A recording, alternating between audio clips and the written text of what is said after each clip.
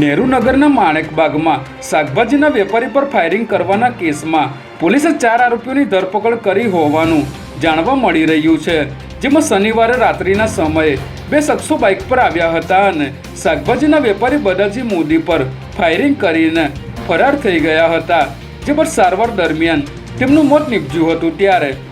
આ મામલે પોલીસે મધ્યપ્રદેશથી ફાયરિંગ કરનારા 3 આરોપી અને વેપારીના કૌટુંબિક ભત્રીજાની ધરપકડ કરી છે। પોલીસ તપાસમાં જાણવા મળ્યું હતું કે 2 કરોડની જમીનના વિવાદને લઈને ભત્રીજાએ કાકાની હત્યાની સોપારી આપી હતી।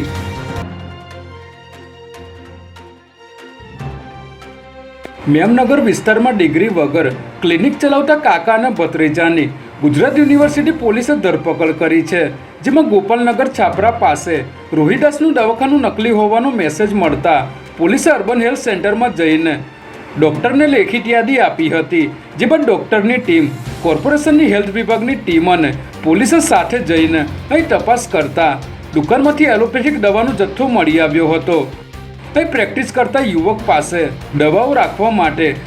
કોઈ માન્ય ડિગ્રી કે લાયસન્સ પણ ન હતું, જેથી પોલીસે આરોપી રહીદાસ ઢાલિયા અને લિટોન બિશ્વાસની ધરપકડ કરી તમામ મુદ્દામાલ કબજે કર્યો હતો।